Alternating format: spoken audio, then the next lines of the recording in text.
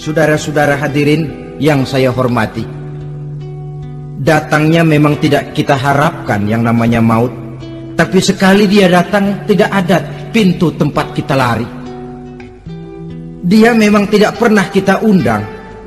Tapi sekali dia datang, mengetok pintu, kekuatan apa yang bisa menolak? Dia sebuah tanda seru dalam kehidupan. Apa yang menyebabkan orang takut mati? Pertama, barangkali karena dia tidak tahu bagaimana kehidupan sesudah mati. Alam kubur gelap, alam akhirat gelap, sehingga dia bingung. Lantaran bingung lalu jadi takut. Yang kedua, boleh jadi oleh bayangan-bayangan dosa yang pernah dia kerjakan di dunia ini. Kerjanya cuma menumpuk dosa. Dia gembira, bahagia, tertawa di atas tumpukan dosanya, merasa segan berpisah dengan seluruh kehidupan ini. Sehingga boleh jadi maut adalah sesuatu yang ditakutkannya benar dalam kehidupan. Tapi bagaimanapun takutnya, tidak ada tempat lari dari dia. Dalam ayat lain Allah jelaskan, Aynama takunu yudrikumul mautu walau kuntum fi burujim musayyadah. Di mana saja kamu berada, dalam benteng yang paling tangguh sekalipun, maut pasti akan datang menjemput kamu. Nah, bagaimana caranya maut datang menjemput kita? Bila datang dia, sang malaikat pencabut nyawa, malaikat Israel namanya, hendak mengambil roh kita. Dalam suasana macam begitu, di akhir kehidupan dunia, dalam berhadapan dengan sakaratul maut, terbagilah manusia dalam dua bagian besar. Pertama, yang menghadapi sakaratul maut itu dengan husnul khatimah, baik di akhirnya, sehingga pada saat ruhnya berpisah dengan jasadnya, kelihatan dia seperti senyum, mukanya cerah.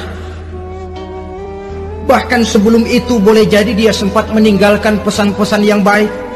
Ada yang sempat azan, ada yang sempat baca Quran. Pernah kan nemui orang yang mau mati seperti itu? Yang sempat azan, yang sempat baca Quran, yang sempat meninggalkan wasiat-wasiat yang baik. Sebab apa? Malaikat maut datang menjemput mereka juga dengan baik-baik. Dicabut ruhnya perlahan-lahan, tapi sungguh pun perlahan-lahan. Pedihnya, sakitnya tetap tiada tara. Rasulullah Sallallahu Alaihi Wasallam, dikala beliau hendak berhadapan dengan sakaratul maut, diceritakan mencelupkan tangannya ke dalam gelas berisi air, lalu mengusapkannya ke muka beliau seraya berdoa, "Ya Allah, mudahkan saya dalam menghadapi sekarat ini." Beliau juga yang mengatakan bahwa sakitnya sakaratul maut sama dengan 300 kali bacokan pedang. Sehingga kita diajarkan doa. Di antara doa selamat itu kan ada, Allahumma hawwin alaina fi sakaratil.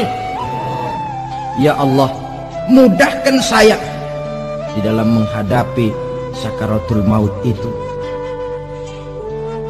Ketika ruh ini keluar dari jasad, mata masih mengikuti ruh itu. Jika kadang-kadang ada yang matanya terbelalak dan tidak sempat ditutup, terbuka terus, mengikuti ruh itu keluar dari jasadnya.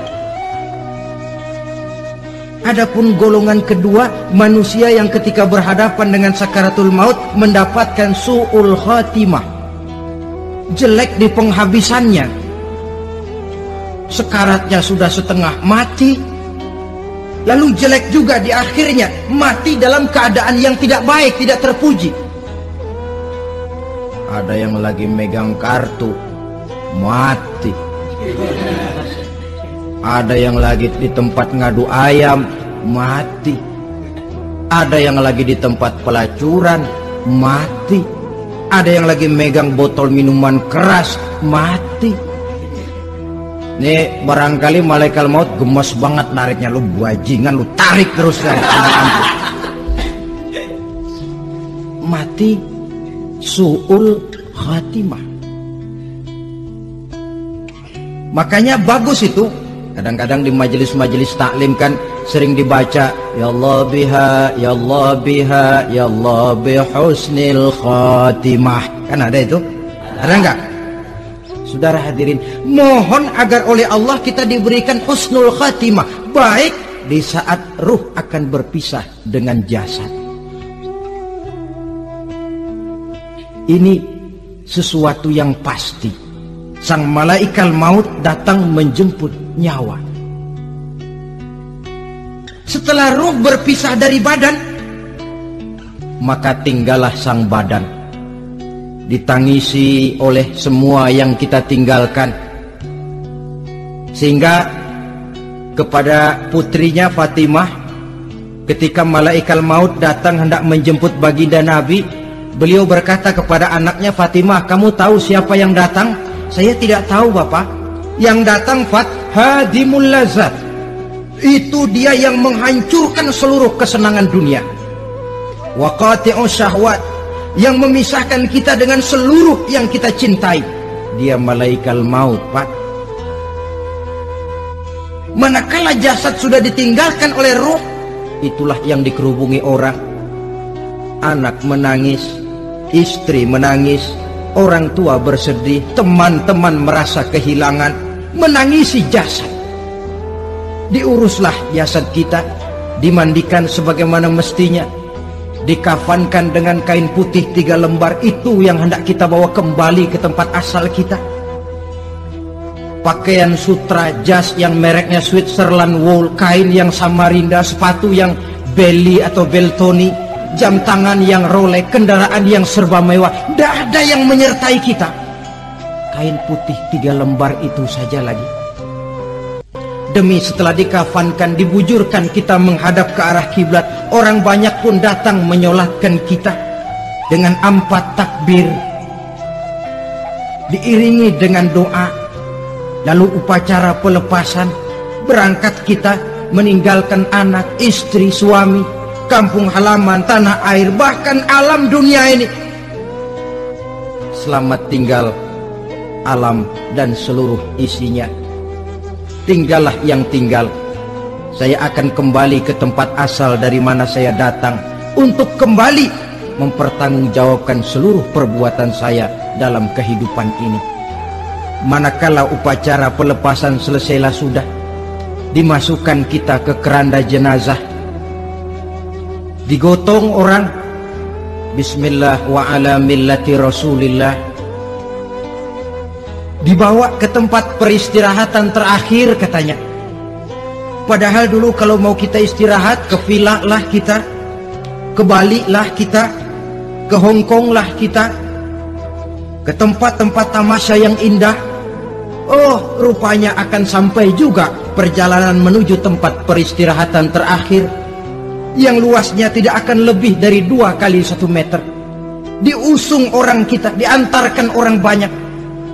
Manakala sampai ke atas liang lahat, pengusung jenazah dibuka, diturunkan kita ke liang lahat, dibaringkan. Gumpalan tanah akan jadi bantal kita. Muka dibuka, dihadapkan ke arah kiblat. Setelah itu ditutup liang lahat kita dengan kayu. Masih belum kurang, diuruk dengan tanah. Yang menguruk orang-orang yang tadinya mencintai kita, menyayangi kita. Tapi ketika jasad sudah ditinggalkan ruh, habis rupanya cintanya. Coba jasad kalau sudah ditinggalkan ruh, 3 hari aja di rumah, serem. Ya mayit, siapa yang betah nemenin mayit? Lalu bila upacara pemakaman selesai, maka berusahalah semuanya. Para pengantar akan kembali ke rumahnya masing-masing. Maka masuk kita ke alam kehidupan, yaitu yang disebut alam barzakh atau alam kubur. Apa selesai hidup sampai di situ? Tidak. Hanya beberapa langkah setelah yang mengantar kita pulang. Diriwayatkan dalam hadis Bukhari dan Muslim, bila seseorang sudah diletakkan di kuburnya, lalu yang mengantar kembali pulang, maka roh si mayit akan dapat mendengar bunyi terompah orang yang pulang itu. Bunyi terompahnya terdengar. Datang dua malaikat menanyakan dia dengan pertanyaan-pertanyaan yang kalau bisa dijawab dengan betul, dua malaikat yang bernama Munkar Nakir akan bilang, jawabanmu betul, tenanglah kau di sini, naumatal arus, tidurlah kau di sini seperti tidurnya pengantin. Orang yang baik-baik di alam kuburnya akan mendapat nikmat kubur, sehingga masa penantian yang lama. Sebab jangan lupa, kita masuk ke kubur itu kan menunggu sampai datangnya hari kiamat. Jadi kalau kiamat umpama masih 1000 tahun lagi, ya 1000 tahun kita menunggu. Orang yang baik-baik penantian di alam kubur, kata malaikat, naumatal arus, tidurlah kamu seperti tidurnya pengantin. Bagaimana sih tidurnya pengantin? Nggak berasa. Iya, kata anak sekarang, endah aja udah. Begitu mendusin pagi, kata lakinya, malam sebentar bener ya Neng. Sebentar betul katanya malam. Iya, tentu saja tidak terasa. Kenapa? Dia tidak pernah memikirkan waktu. Terbawa oleh kenikmatan dan kelezatan yang dirasakannya dalam kehidupan.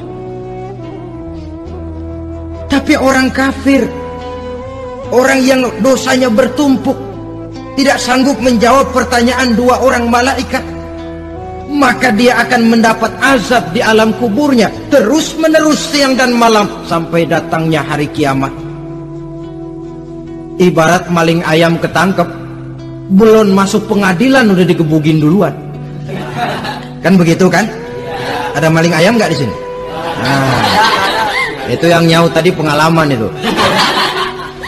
Di sidang belum divonis, belum digebukin babak belur. Saudara hadirin, maka alam kubur bisa merupakan raudhatun min riyadil jannah, taman di antara taman-taman surga, pun juga bisa merupakan hufratun min hufarin niran, menjadi liang daripada neraka. Ada lagi riwayat yang dari Imam Muslim yang diperoleh dari Zaid bin Sabit. Zaid bin Sabit cerita, satu hari kami bersama Rasulullah SAW berada dalam kebun kepunyaan Bani Najjar. Rasulullah sedang duduk di atas keledai. Tiba-tiba entah bagaimana itu keledai terkejut, kaget, berontak, hampir Rasulullah jatuh. Rasulullah kemudian bertanya, rupanya di kebun itu ada kuburan tua, 5 atau 4 kuburan. Rasulullah lalu bertanya, saudara-saudara, ada yang tahu nggak ini kuburan siapa? Nggak ada ya Rasulullah. Memang kenapa? Ini penghuni kuburnya lagi disiksa oleh Allah. Andai kata boleh saya mohon kepada Allah supaya kamu dengar seperti yang saya dengar, andai kata saja kamu kuat mendengarnya, saya pasti akan berdoa. Tapi sayang, saya yakin kamu pasti tidak akan kuat mendengar mereka mendapat azab di kuburnya. Hadis sahih riwayat Imam Muslim dari Zaid bin Sabit. Kehidupan di alam barzah. Pak, iya kalau yang matinya dikuburin. Lah kalau yang matinya diceburin ke laut, dibakar, di medan perang hilang gak ketahuan kemana jenazahnya. Saudara, hilang kek, dikubur kek, di dalam lautan direndam kek, itu kan cuma logika kita. Menurut Allah tidak ada perbedaan orang mati dikubur di dasar lautan, atau dibakar sampai jadi abu, atau gugur di medan perang tidak ketemu jenazahnya. Entah mereka tetap masuk ke alam barzah namanya. Jasad boleh hancur, tapi roh sebagai sumber kehidupan, pusat kesadaran dan pengertian, dia tetap ada, mengalami kebahagiaan dan kegembiraan, atau mengalami kepedihan dan penderitaan, bergantung kepada amalan yang kita lakukan dalam kehidupan di dunia ini.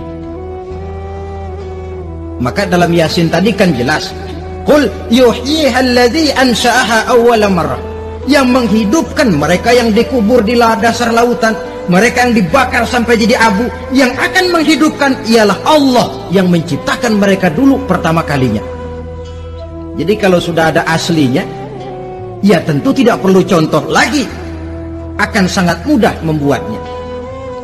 Orang tua kita, keluarga kita yang sudah berpulang, mereka di alam barzakh sekarang ini bisa mendapat nikmat kubur, bisa mendapat azab kubur, bergantung amalan mereka dalam kehidupan di dunia ini. Dalam Musnad Imam Ahmad dan Sahih Abi Hatim malah ada tambahan riwayat, orang yang banyak kebajikannya di dunia, amalannya akan datang menemani dia. Sholatnya dekat kepalanya, puasa sebelah kanan, zakat sebelah kiri, menghibur dia. Malahan dikatakan berbentuk orang yang cantik menemani dia di alam kuburnya. Aneh, dia tanya, man anta lam ara fid dunya ajmal minka, siapa kamu? Di dunia ini belum pernah saya melihat orang secantik kamu. Dia jawab, ana amaluka soleh, saya adalah amalmu yang soleh yang kau kerjakan waktu di dunia. Saya sekarang diperintahkan untuk menemani kamu di sini. Alhamdulillah.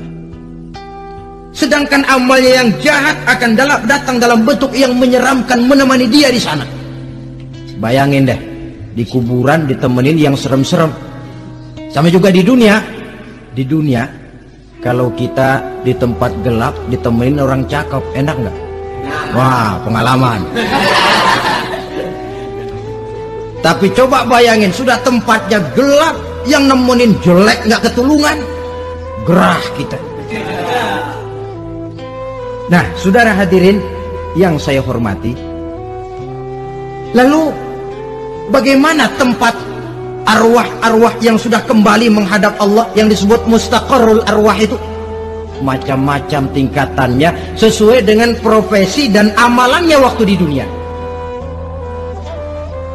Ada roh-roh itu yang setelah pisah dengan jasad, artinya mati, ditempatkan di tempat yang disebut a'la iliyin, tempat yang tertinggi. Siapa ini? Arwahnya para nabi dan para rasul. Ini fi a'la iliyin, di tempat yang tertinggi. Arwahnya para nabi, arwahnya para rasul. Dan karena kita bukan nabi, bukan rasul, ya jangan mimpi dapat tempat fi a'la iliyin, kecuali kalau Allah menghendaki. Itu hak prerogatif Allah, tapi kan tidak adil kalau Allah melakukan itu. Ini kelompok roh-roh yang masuk golongan VIP. Wah, the first class. Para nabi, para rasul. Lalu ada pula roh-roh itu yang setelah pisah dengan jasadnya diumpamakan seperti burung-burung hijau yang berterbangan di perkebun-kebunan surga. Roh siapa mereka ini? Rohnya para syuhada, orang-orang yang mati syahid gugur membela agama. Nah, ini bedanya orang mati syahid dengan pahlawan, ya. Apa bedanya syuhada dengan pahlawan? Kalau syuhada, orang yang gugur membela agama, niatnya karena Allah, mati syahid. Kalau pahlawan, orang yang gugur membela negara, orang yang dianggap berjasa kepada pemerintah. Klimaksnya, kalau orang mati syahid jelas surga, tapi pahlawan belum tentu surga. Kenapa? Bergantung kepada negara macam apa yang dibelanya dan pemerintah model mana yang dibelanya. Di negara-negara komunis misalnya, banyak nggak pahlawan? Dengan sekian tanda jasa yang mati di medan perang dan sebagainya. Kira-kira pahlawan komunis masuk surga nggak? Ya, kalau pahlawan komunis masuk surga, kita nggak kebagian kapling di surga barangkali. Inilah bedanya pahlawan dengan orang mati syahid. Kemudian ada pula roh itu yang tertahan di pintu surga. Tertahan di pintu surga. Ini seperti tadi, orang yang mati syahid tapi masih ada kaitan di dunia. Rasulullah pernah ditanya orang, ya Rasul, kalau saya maju ke medan perang bela agama, mati syahid, apa saya masuk surga? Iya, masuk surga. Kecuali kata Nabi, kalau masih punya utang. Nah, tertahan di pintu surga. Ada pula roh itu yang tertahan di alam kuburnya. Ini umumnya seperti tadi itu.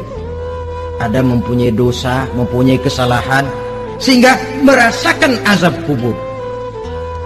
Ada juga roh itu yang tertahan di permukaan bumi. Mereka yang dalam hidup selalu menumpuk dosa-dosa yang besar, meninggal sebelum keburu untuk bertaubat. Saudara hadirin yang saya hormati, inilah yang kita khawatirkan. Sebab jikalau pada saat roh sudah datang, jikalau saatnya roh datang berpisah dengan jasad, menemukan sakaratul maut, saat itu taubat sudah tidak akan ada gunanya lagi.